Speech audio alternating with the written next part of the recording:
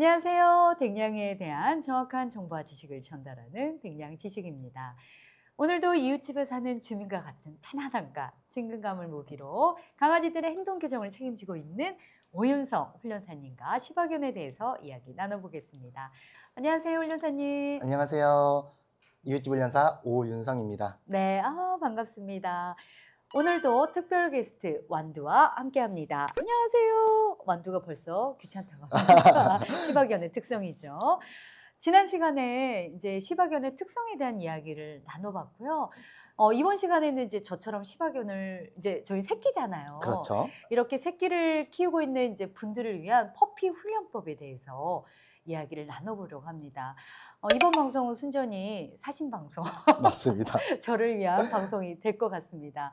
퍼피 교육이 굉장히 중요하다면서요? 네, 정말 중요합니다. 퍼피 교육, 퍼피 트레이닝, 퍼피 클래스의 다양한 이름으로 많이 불리는데요. 말 그대로 2개월에서 6개월령 사이 아이들이 많이 받습니다. 이 퍼피 트레이닝은 실제로 반려견 선진문화국에서는 필수로 법적으로 이제 받아야 되는 걸 논의할 만큼 굉장히 중요한 교육 중에 하나예요. 왜 그러냐 하면은 이 아이들이 이제 개 사회에서 벗어나서 우리 사람이 만들어 놓은 환경에 들어와서 함께 살아야 돼요. 그러다 보니까 그에 대한 사회화도 이루어져야 되고요.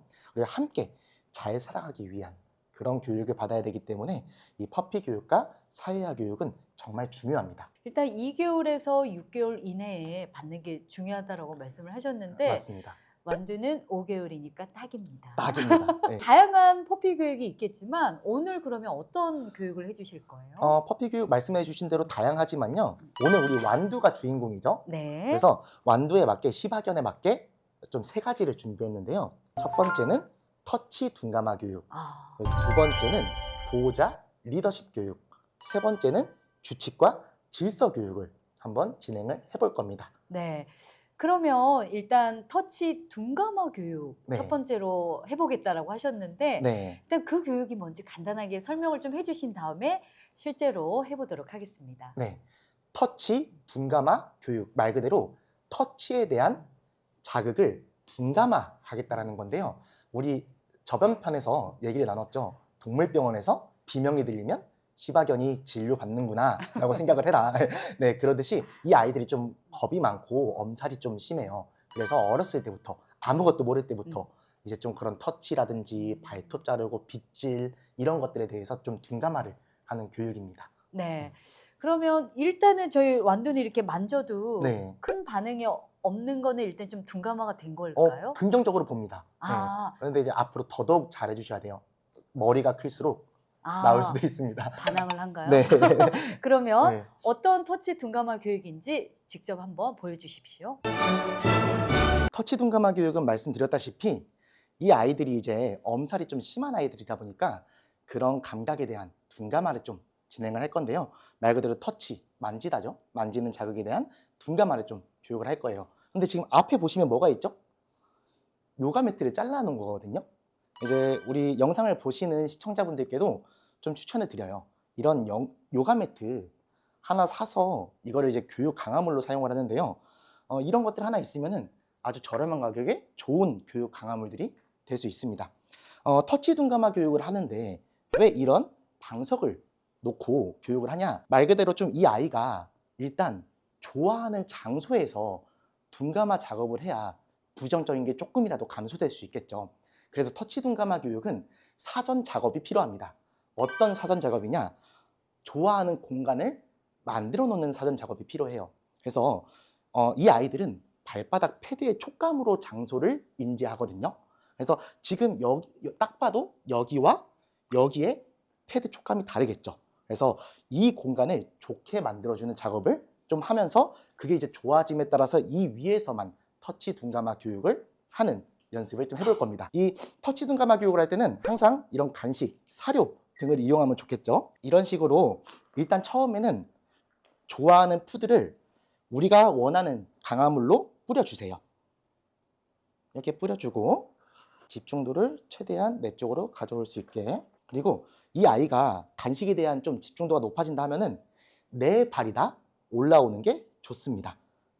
이런 식으로 내 발이 다 올라왔으면 간식을 주실 거예요.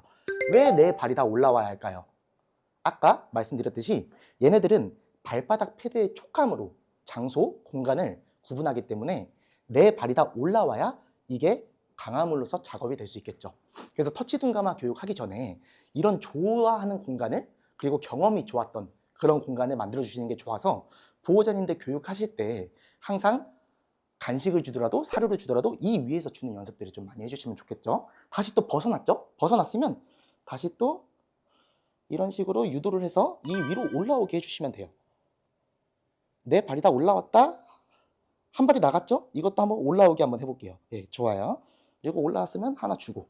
그래서 이 공간이 최대한 좋은 공간으로 인식될 수 있게 하는 게 터치 둔감화 교육의 사전 작업이라고 봐주시면 됩니다. 이제 애가 이 공간이 완전 좋은 공간이라고 인식을 하면은 이런 모습 나올 거예요. 이제 교육하려고 이거 거실에 깔았는데 간식도 안 꺼내는데 이 위로 막 뛰어서 올라올 때가 있어요. 그러면 이 공간이 완전 좋은 공간으로 인식이 됐다라는 거고, 이 공간 자체가 강화물로서 작용이 될 수 있다라는 거겠죠. 그러면 이제 그때부터는 이 위에 내 발이 다 올라오면은 터치 연습을 좀 해볼 거예요.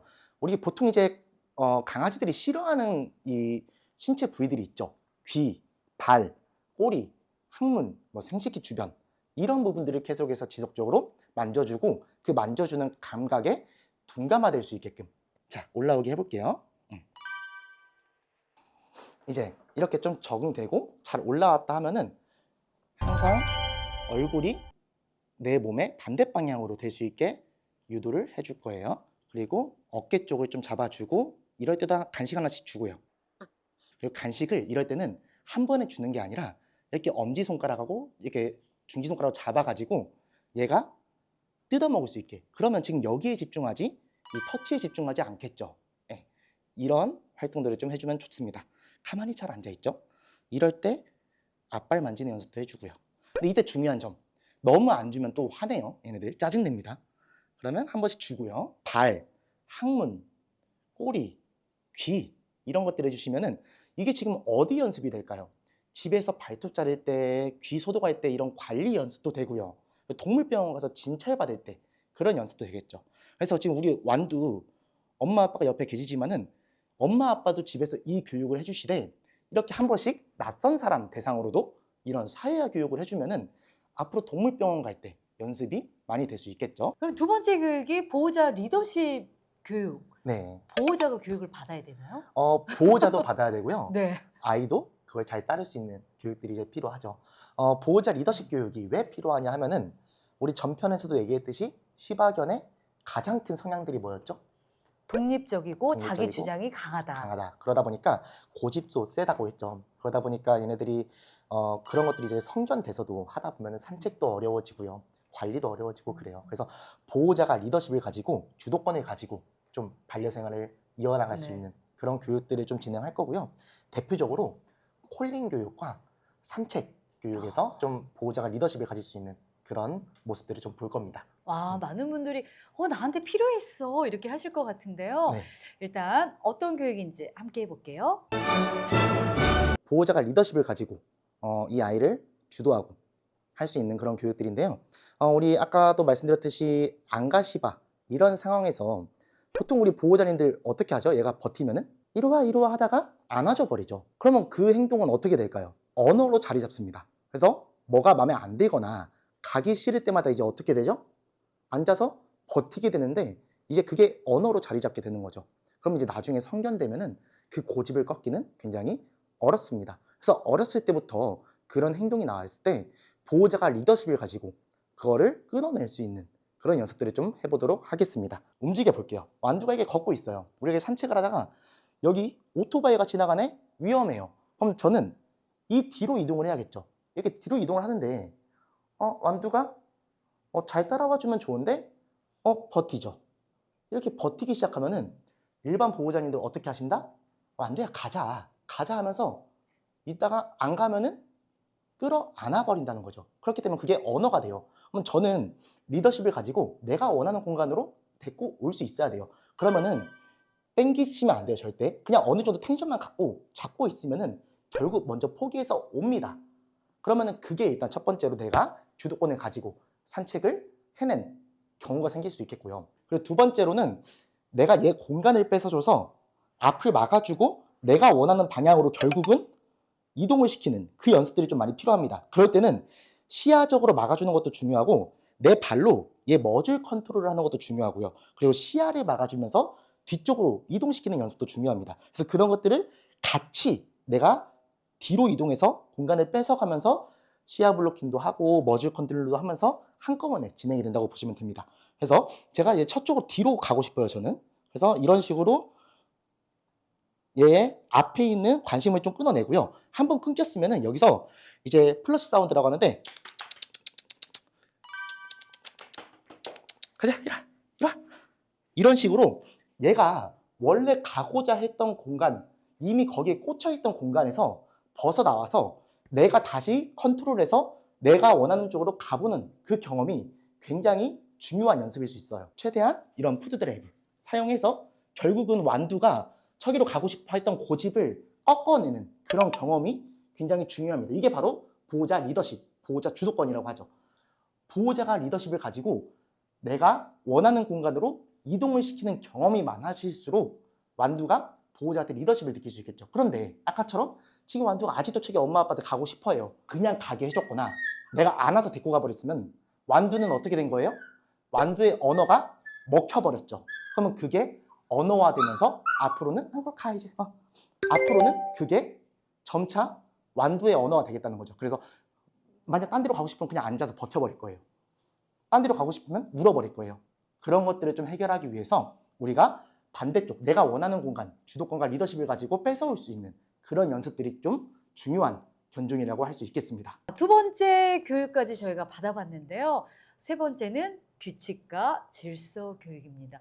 굉장히 좀 중요한 교육이지 않을까 싶은데요. 맞습니다. 네, 이 교육이 또 왜 중요할까요? 규칙과 질서라고 하면 조금 무거워 보일 수도 있는데요. 네. 우리가 이제 사회를 살아가는 데 있어서 꼭 지켜야 되는 게 있죠. 저희도 법 테두리 안에 살죠. 우리의 아이들이 이 강아지일지라도 사회의 한 구성으로서 문제 행동 없이 살 수 있는 그런 규칙과 질서. 예를 들어서 너가 할 수 있는 것들은 할 수 있대, 하면 안 되는 것들은 절대 안 돼. 이런 규칙을 좀 알려주는 교육이라고 봐주시면 좋겠습니다. 네. 이거 훈육인 거네요. 네. 해도 되는 것과 하면 안 되는 거를 명확하게 알려줘야 된다. 맞습니다. 네, 굉장히 중요할 것 같은데요.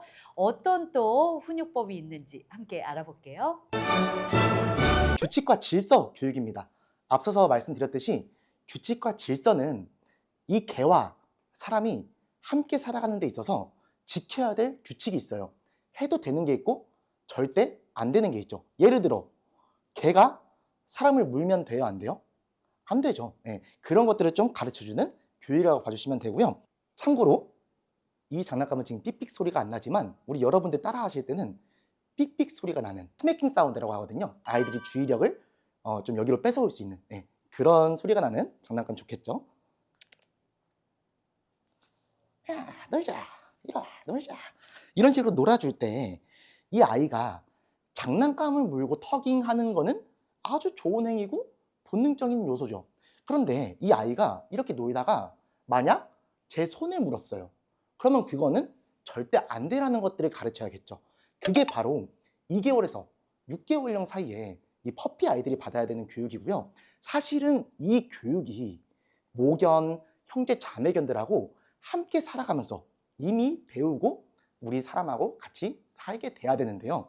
요즘은 점차 입양 시기가 낮아짐에 따라서 모견들한테 그런 교육들을 충분히 못 받고 오는 상황들이 생기죠. 그래서 우리가 이런 교육들을 할 때 그럼 과연 모견들은 이런 것들을 하다가 뭐 새끼 강아지들이 그러거든요. 막 모견 꼬리 갖고 놀고 막 모견을 아프게 물기도 하고요. 얘네들이 이가 간지러우니까.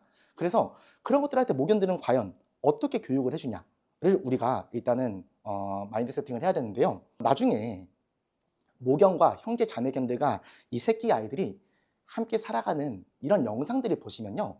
모견들이 얘네들 교육할 때 굉장히 살벌하고 잔인하게 교육합니다. 바디 블로킹이란 걸 쓰죠. 입으로 얘네 앞가슴을 쪼기도 하고요. 머질 쪽을 몸으로 툭 밀면서 앞으로 나가기도 하고요. 이런 식으로 너 엄마 꼬리 물지 마. 그거는 안 돼라는 것들을 가르친다라는 거죠. 그런데 우리 사람들은 어떻게 해요? 완두가 제 손에 물었어요. 그러면 어떻게 할까요? 보통 사람들 하고 말죠. 그리고 또 다시 놀아줘요. 새로운 아이템을 장착했습니다. 이런 것들 이렇게 놀 때 이거를 무는 거는 괜찮다라는 거예요. 다만 우리가 이제 만약 내 손을 문다 하면 어떻게 가르칠 거냐?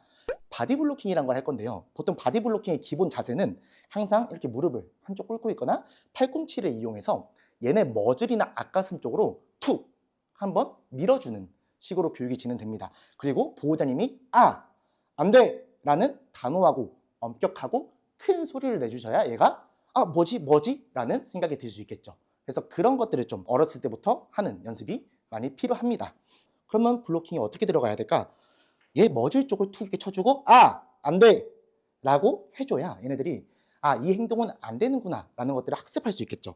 그러면 얘네들이 이걸 가지고 놀 때는 보호자가 아주 재밌게 칭찬도 많이 해주고 하면서 놀다가 얘가 만약 완두가 이렇게 놀다가 내 손에 물었어? 그러면 항상 블로킹이 팔꿈치나 무릎으로 아이 머즐 쪽이나 앞가슴 쪽을 툭 쳐주면서 안 돼! 혹은 또 어떤 훈련사들 중에서는 쉬! 라는 소리를 내는 훈련사님도 계세요. 왜 그런 소리를 내냐면은 이런 것들이 아까 제가 모견의 교육을 얘기했죠. 모견들은 라는 소리 많이 내죠. 경고하는 소리. 그런 소리를 대체하기도 합니다. 그래서 이런 소리 그리고 몸 이런 블로킹들이 많이 들어가야 돼요. 오윤성 훈련사님과 함께 시바견 퍼피 훈련까지 해봤는데요. 역시 시바견 쉽지 않습니다. 맞습니다. 쉽지는 않지만 또 배운 대로 꾸준히 해보면 도움이 될 것 같고요. 해봐도 안 된다. 영상을 봤는데 도저히 우리 아이는 따라오지 않아요. 라고 하면 이웃집 훈련사 우리 오윤성 훈련사님을 찾아주시면 네, 되겠습니다. 감사합니다. 그럼 마지막으로 시바견을 키우신 분들께 나 이 말은 꼭 하고 싶다라고 한다면 어떤 게 있을까요? 앞서서 말씀해 주신 대로 쉽지 않고 까다로운 견종이긴 해요. 다만 이런 어렸을 때부터 필수적인 교육들을 잘 해나가시면은 또 이 시바견이 가지고 있는 시바견만의 또 빠지셨잖아요, 매력에. 네. 너무 빠졌죠. 이런 매력에 빠져서 또 행복한 반려생활을 이어나갈 수 있거든요. 그래서 그런 교육과 함께 또 꼭 드리고 싶은 말씀이 시바견만의 성향들이 인정하면서 괜찮아, 그럴 수 있어, 시바견이니까 라고 하는 그런 배려하는 마음 또 인내하는 마음과 함께 합쳐진다면 더욱더 행복한 반려생활이 될 수 있다고 생각을 합니다. 그래서 저는 보호자님과 우리 반려견의 행복한 반려생활을 항상 응원하는 이웃집 훈련사가 되도록 하겠습니다. 네, 감사합니다.